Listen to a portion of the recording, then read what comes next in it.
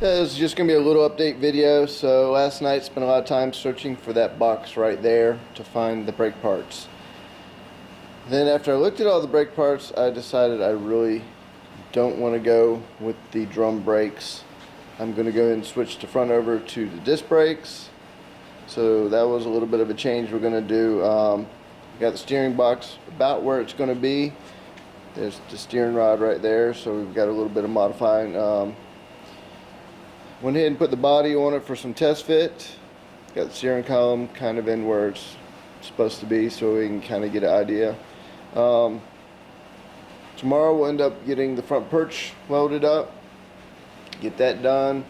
Like I said, these radius arms, we're going to have to come down to the bottom and get those welded up, get that finished. So tomorrow this will be done on that part. We'll go ahead and pull out the dash right there and go ahead and get that painted. The blue's just not going to cut it. So one of the things I started to look at a little bit closely was where the rear end comes through. That's going to put a crazy angle for the drive shaft to there. So since this thing is lowered pretty good, I decided to go ahead and yank the rear end.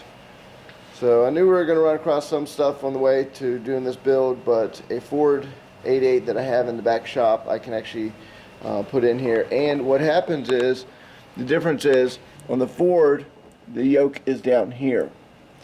So with the yoke being down there like that, it pretty much changes the angle a little bit. So we're also going to go ahead and, the way this was set up with it being bolted up like this, we're going to go ahead and order some cups for the 8.8 rear end and put some springs back here, so some coil springs, and do it that way.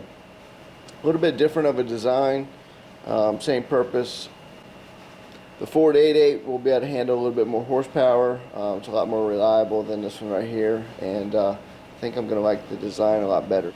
So we're just going to go ahead and keep this rear end in it right now to keep it as a rolling chassis. The body's going to come back off. This was just a little bit of test fit. It sits pretty nice and low in there. With it being channeled like that, we're going to go ahead and make sure we got all the fitting just right. Pull it back off, go ahead and make the floor for it, and get it back in there.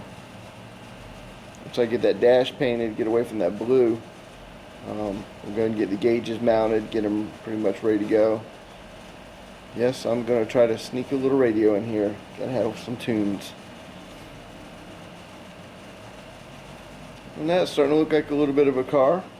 This weekend we'll actually be test fitting the motor on it.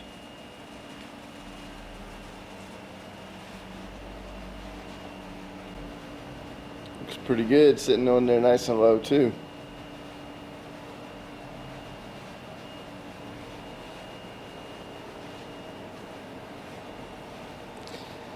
So last night, like I said, was not a lot of progress on it, but at the same time I was searching for some other parts that got lost in the move, and I spent way too much time searching for those parts.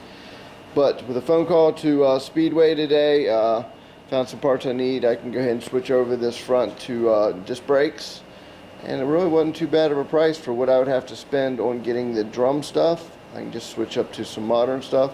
And with the problems we're going to run into with the location of that yoke on the rear end, they sell already pre-made cups for the rear coils for a pretty decent price, and I'll just go and order that kit. So while it's coming in, we'll go and get the final welding done, get the floor started on this body right here, and get the next step. So stay tuned for tomorrow's episode, and we'll see how far I get on the other stuff. So I'll catch you guys later.